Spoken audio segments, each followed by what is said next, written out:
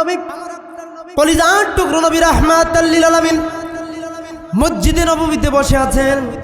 এমন তো অবস্থায় একজন মহিলা এসে নবীজিকে ডাক দিয়ে বলে, নবী গো, ও নবীজি আমার বিচার করে দেন, আমার বিচার করে দেন। আল্লাহর নবী বলেন, মহিলারে তোমার কিসের বিচার করব, কিসের বিচার করব? নবীজি ডাক দিয়ে বলে, ও মহিলা তোমার কিসের বিচার করব? মহিলা বলে, নবী গো আমার পেটের মধ্যে সন্তান এসেছে। আল্লাহর নবী বলেন, আলহামদুলিল্লাহ। মহিলা বলে, নবী গো আপনি তো আলহামদুলিল্লাহ বললেন, সন্তান পেটে আসা ভালো খবর। ও নবীজি তবে পৃথিবীতে দুইটা স্টাইলে সন্তান আসে, কথা বলুন কয়টা? দুইটা স্টাইলে সন্তান আসে, এক হলো বৈধ আর এক হলো অবৈধ, আছে না নাই? হ্যাঁ, এক হলো বৈধ আর এক হলো অবৈধ। নবী গো আমার এখন পর্যন্ত বিয়ে হয় নাই, আমার পেটে সন্তান এসেছে, তার মানে আমার পেটের সন্তানটা হলো জারজ সন্তান। বলি না উযুবিল্লাহ। আপনি মেডিকেলগুলোতে গিয়ে তালাশ করেন, কালীগঞ্জ মেডিকেল, রংপুর মেডিকেলগুলোতে তালাশ করেন, অনেক মা বোন আছে বিয়ে হয় নাই বোনদের, এই বোনদের পেটের মধ্যে সন্তান আছে না নাই? সম্মানিত আল্লাহর গোলামেরা, আজকে তওবা করবেন, আজকের এই মাহফিলে আসবেন, তওবা করবেন মা বোনেরা। সম্মানিত আল্লাহর গোলামেরা, ওই মহিলা যখন এইভাবে বললেন, নবীজি মাথাটা নিচের দিকে আনলেন। মহিলা বলে, নবী গো আমি জাহান্নামের আগুনে যাইতে চাই না, জাহান্নামের আগুন আমি সহ্য করতে পারবো না, আমার বিচার করে দেন, বিচার করে দেন। রাহমাতাল লিল আলামিন আমার আপনার নবী কলিজার টুকরো নবী রব্বুল আলামিন বলেন, আমার নবী হলেন আমার পক্ষ থেকে রহমত। বলি আলহামদুলিল্লাহ। শুধু রহমত নয়, তামাম মাখলুকাতের জন্য রহমত। যেই নবীকে আল্লাহ পাক রব্বুল আলামিন সূরাতুল আম্বিয়ার 107 নম্বর আয়াতে রেকর্ড করে জানাই দিলেন, ওয়ামা আরসালনাকা ইল্লা রাহমাতাল লিল আলামিন।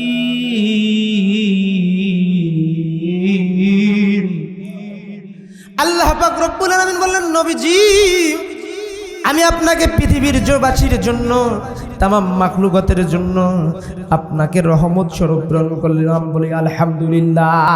আমার ভাইরা, সেই রহমতের নবী মহিলাকে ডাক দিয়ে বলো, মহিলা শোনো শোনো শোনো রে মহিলা, তুমি তো অপরাধ করছো, এই মুহূর্তে তোমার যদি বিচার করা হয় তাহলে গর্ত খনন করতে হবে, গর্ত খনন করার পর পাথর নিক্ষেপ করতে হবে, এমনও হতে পারে তোমার দেহ থেকে প্রাণ পাখিটা চলে যাবে।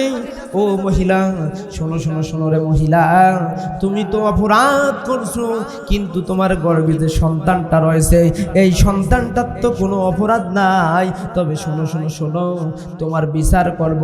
এই সন্তানটাকে যখন পৃথিবীতে আনবা, ভূমিষ্ঠ হবে, এই সন্তানটাকে পৃথিবীতে আনার পর তুমি আমার কাছে আসবা, আমি তোমার বিচার করে দেব।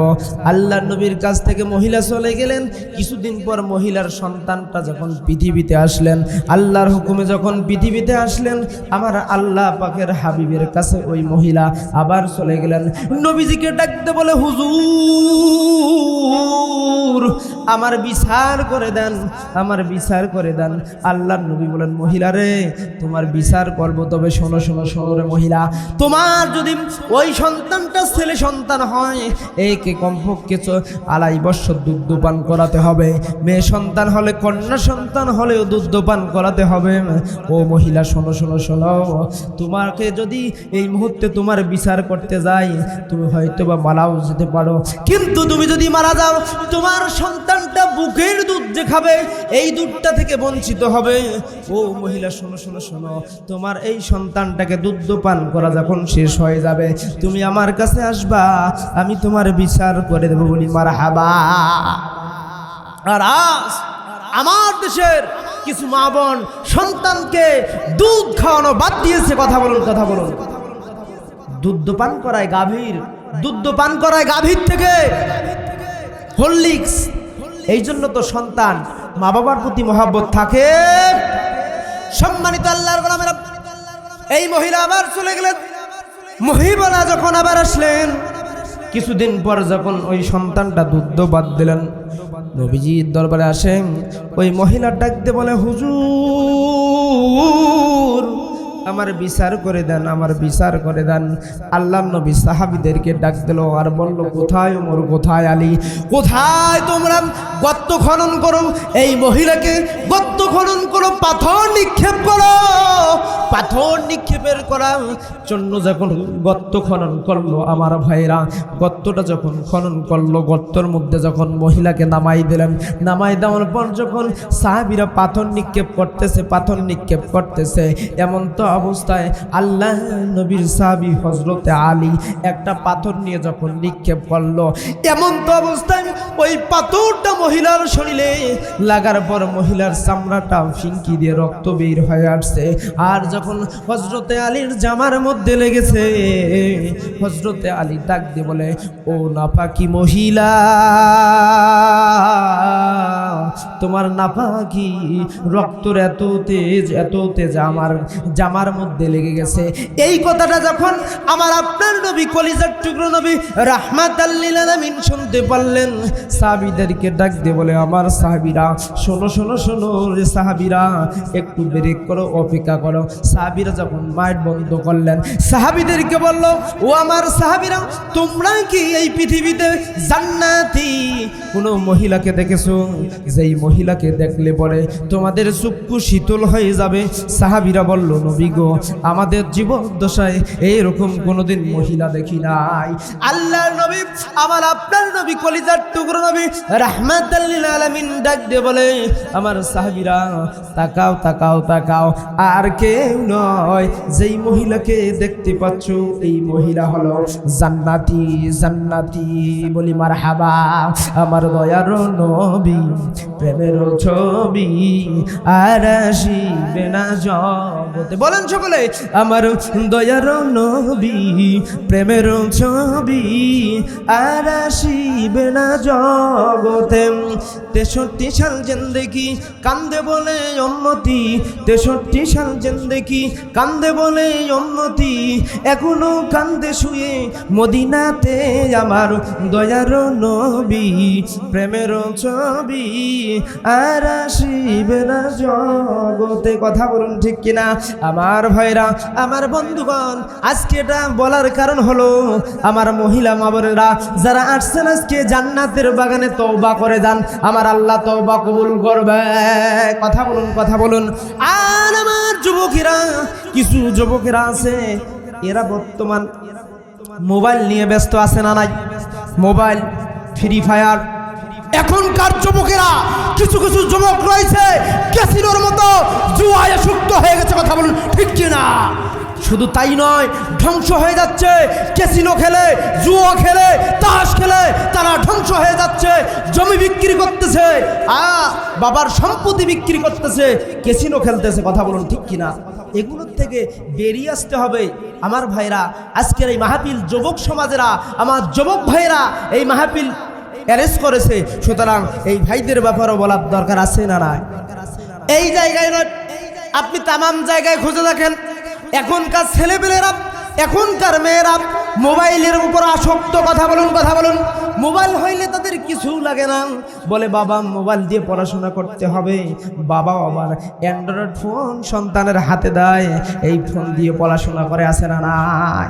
শুধু ফোন দিয়ে নয়, এই ফোনের ভেতরে কি আছে না নাই দেখার দরকার আছে না নাই? কিন্তু বাজানরা, ওই বাবা, ওই মা, ওই অভিভাবক, গার্ডিয়ানরা ওই ফোনের দিকে তালাশ করে না। আমি প্রায় সময় বলে থাকি, আমার প্রায় মাহফিলে বলি, মোবাইল আসিল কি দোলা লাগিল, পড়াশোনায় মন বসে না। মোবাইল আসিল কি দোলা লাগিল, পড়াশোনায় মন বসে না। পেটে ভাত নাহি যাক, পনে কাপড় নাহি থাক, মোবাইল ছাড়াও তো ভালো লাগে না।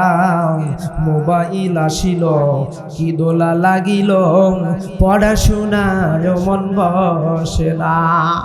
রাত 12টার পরে সখিনা যখন ফোন করে, দু চোখে ঘুম আসে না।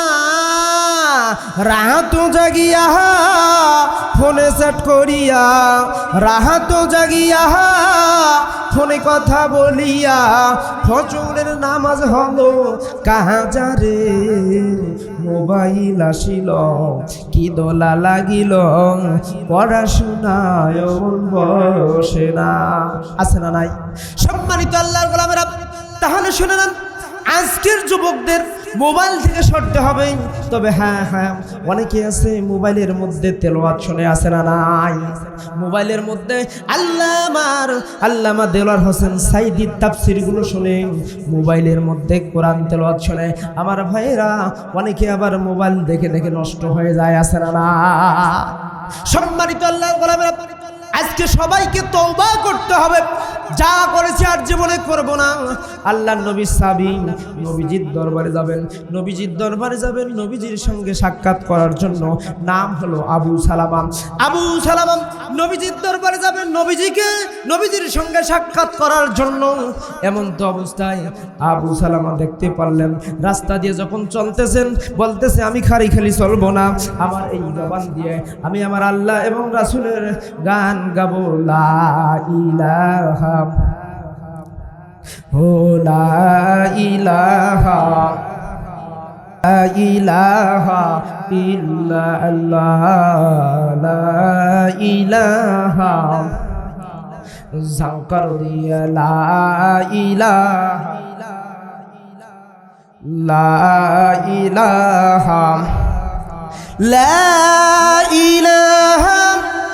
ইল্লাল্লাহু মুহাম্মাদুর রাসূলুল্লাহ। আবু সালামা নবীজির সঙ্গে সাক্ষাৎ করার জন্য যাবেন।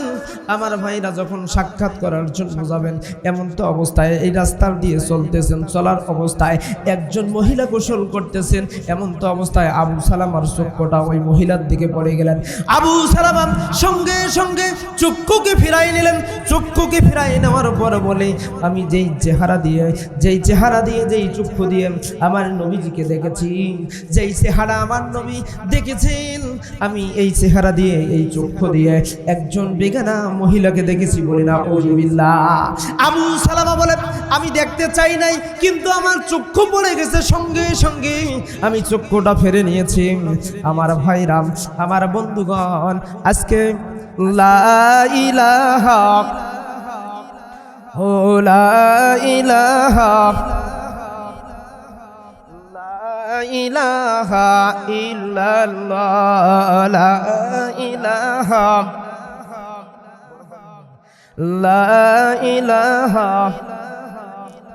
হো লা ইলাহা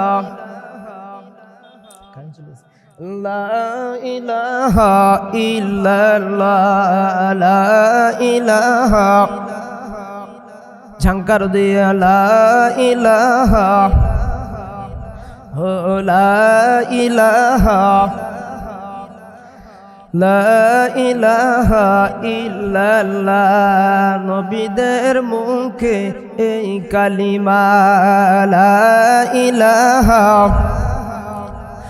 আলেমদের মুখে এই কালিমা লা ইলাহা ইল্লাল্লাহ, লা ইলাহা লা ইলাহা ইল্লাল্লাহু মুহাম্মাদুর রাসূলুল্লাহ সাল্লাল্লাহু আলাইহি ওয়াসাল্লাম। বলতেছিলাম আমার ভাইরা, আবু সালামা বলেন, আমি আমার এই চক্ষু দিয়ে বেগানা মহিলাকে দেখেছি, তবে আমার ইচ্ছা করে দেখি নাই, আমার চক্ষু পড়ে গেছে, সঙ্গে সঙ্গে চোখটা ফেরত নিয়েছে।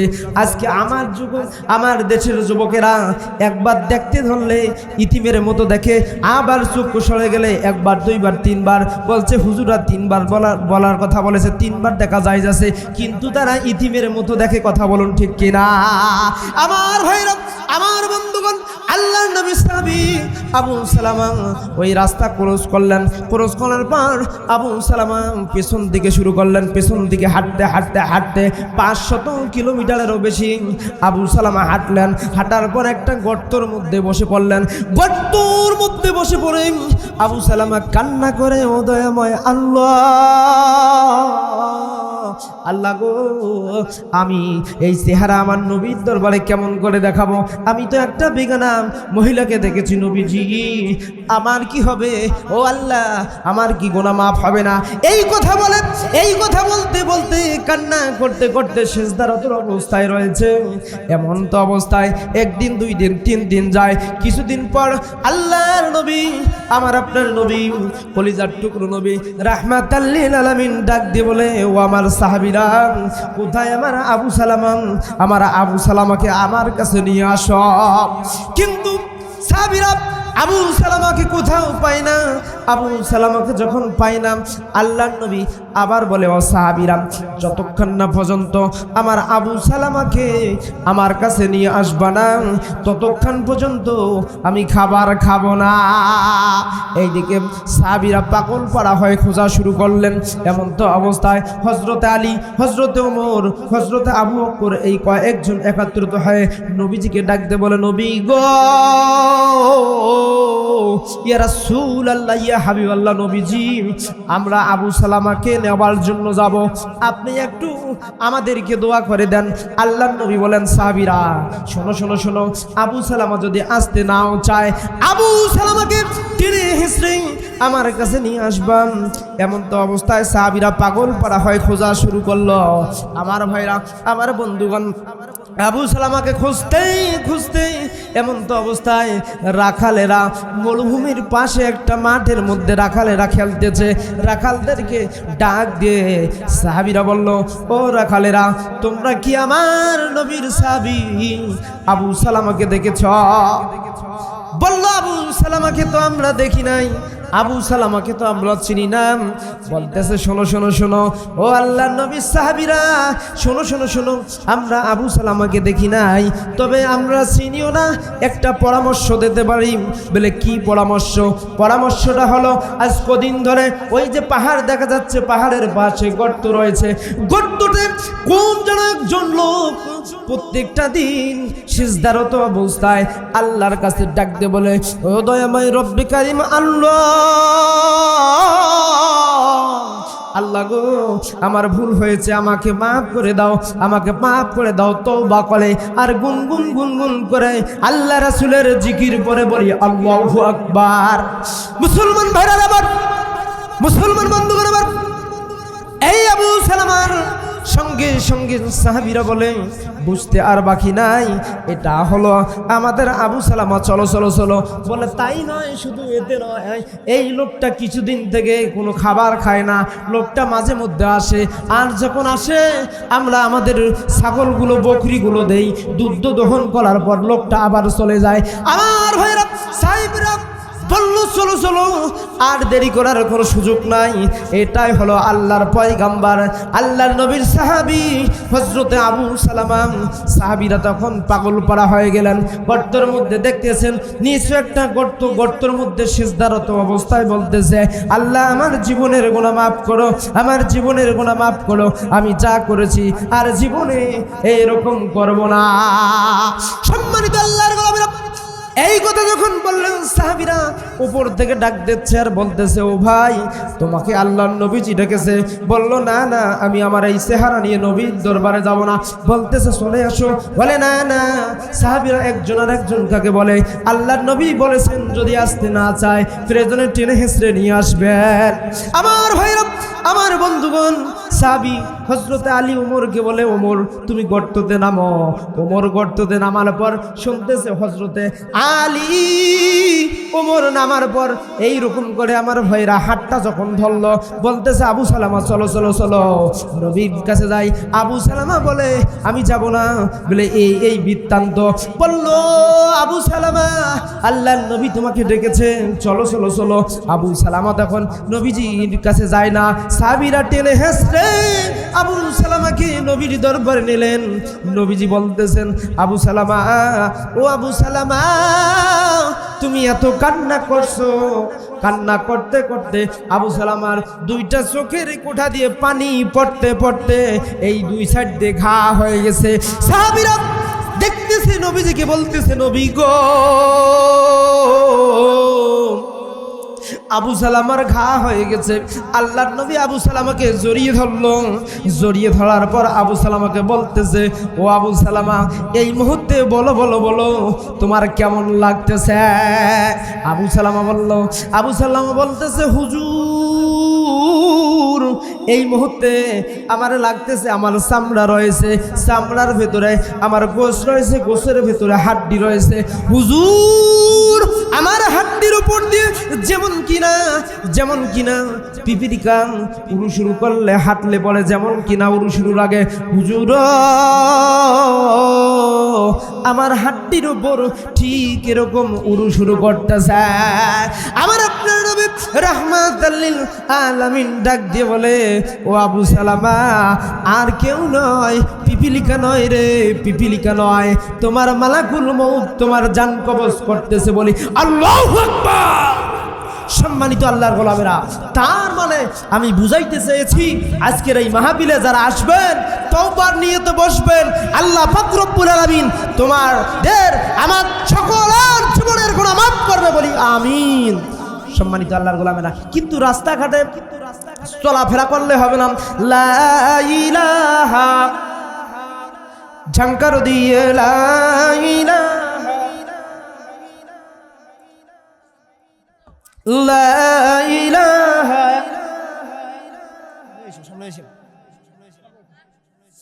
লা ইলাহা ইল্লাল্লাহ লা ইলাহা লা ইলাহা। আল্লাহু নাম ডাক রে মন, আল্লাহু নাম ডাক, ও তোরা আল্লাহু নামে ডাকতে ডাকতে জীবন জাকার থাক। লা ইলাহা লা ইলাহা।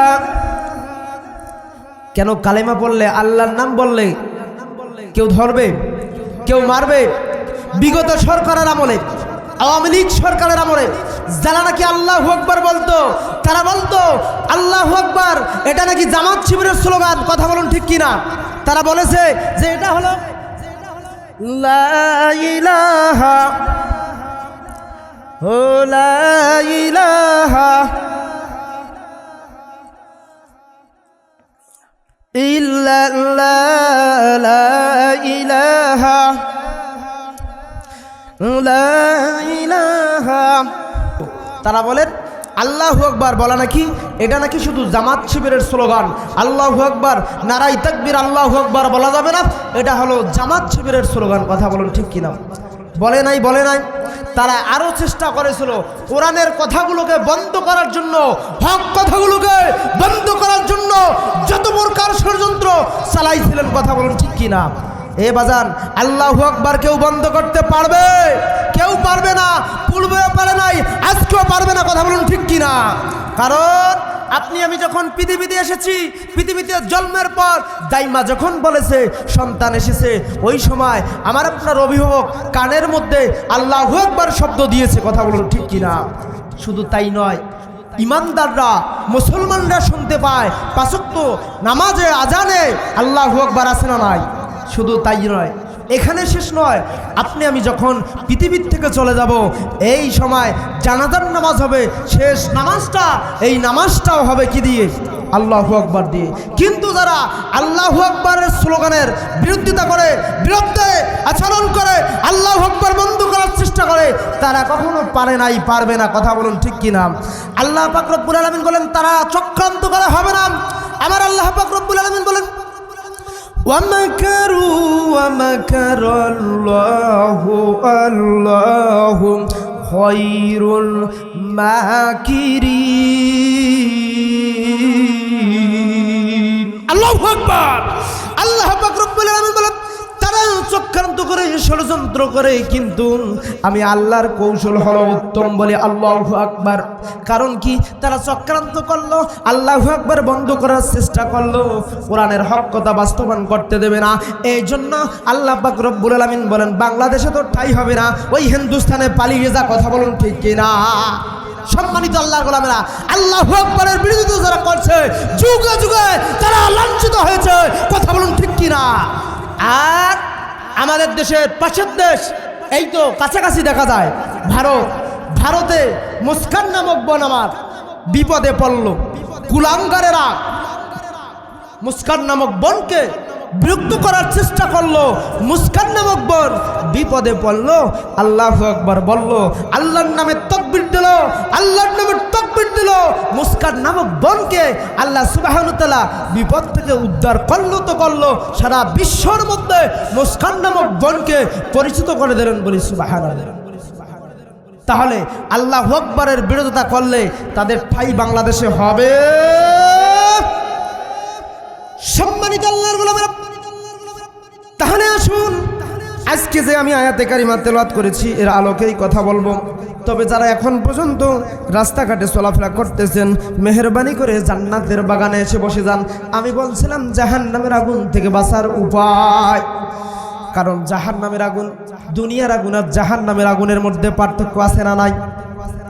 দুনিয়ার আগুন যেই জায়গাতে লাগে ওই জায়গাটা পড়ে যায়। ধরে নেন আমার হাতের মধ্যে লাগলো, আমার হাতটা কিন্তু পড়ে যাবে। আমার চুলের মধ্যে, লোমের মধ্যে লাগলে আমার চুলগুলো পড়ে যাবে। আমার পায়ের মধ্যে লাগলে আমার পা পড়ে যাবে। কিন্তু জাহান্নামের আগুন আপনার হাতের মধ্যে লাগার দরকার নাই, আপনার পায়ের মধ্যে লাগার দরকার নাই। জাহান্নামের আগুন যদি আপনার একটা লোমের মধ্যে, পশমের মধ্যে লাগে, মদিনাওয়ালা নবী বলেন জাহান্নামের আগুন লাগার সঙ্গে সঙ্গে ওই গুনাহগার বান্দাদের, আমার বান্দাদের তাদের কলিজাটা গলে গলে মোমের মতো যাবে। সম্মানিত আল্লাহর গোলামেরা, আসুন এজন্য জাহান্নামের আগুন থেকে বাঁচতে চাই কি চাই না? আজকে যেমন আমরা এখানে বসছি, দেখতে পাচ্ছি কাল কিয়ামতের দিন আল্লাহ পাক রব্বুল আলামিন যখন জান্নাতীদেরকে জান্নাত দেবেন আর জাহান্নামীদেরকে জাহান্নামে দেবেন। জাহান্নামীরা তো জাহান্নামে যেতে চাবে, তারা জাহান্নামে যেতে চাবে না। আল্লাহ পাক রব্বুল আলামিন ফেরেশতাদেরকে ডাক দেবে আর বলবে, আমার ফেরেশতারা শোনো শোনো শোনো, ওয়াসিকাল্লাযীনা কাফারু ইলা জাহান্নামা যুমারা।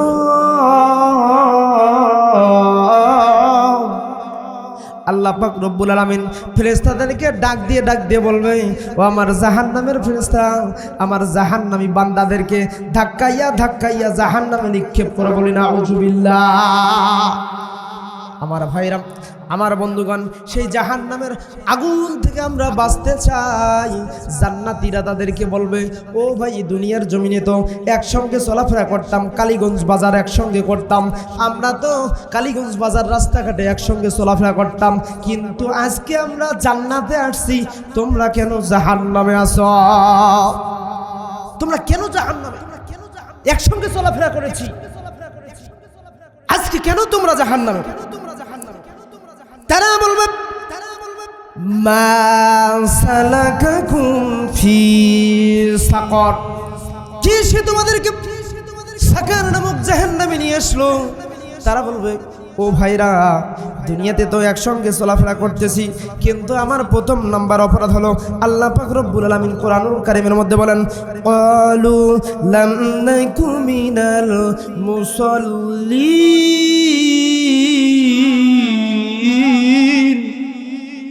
আমাদের প্রথম নাম্বার অপরাধটা হলো দুনিয়ার জমিনে একসঙ্গে চলাফেরা করতাম।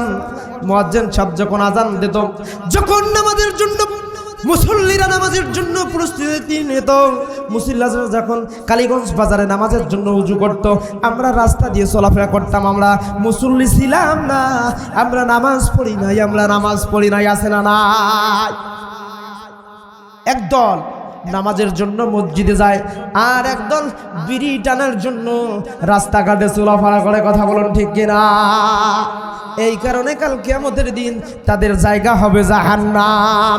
আমার ভাইরা, আমার বন্ধুগণ, তাদেরকে এই জাহান্নামে যখন দেওয়া হবে, ভাইরা আমাদের অপরাধ ছিল আমরা জাহান্নামে, কিন্তু আমার ভাইরা, দুনিয়ার অনেক মানুষ আছে নামাজ পড়ে না।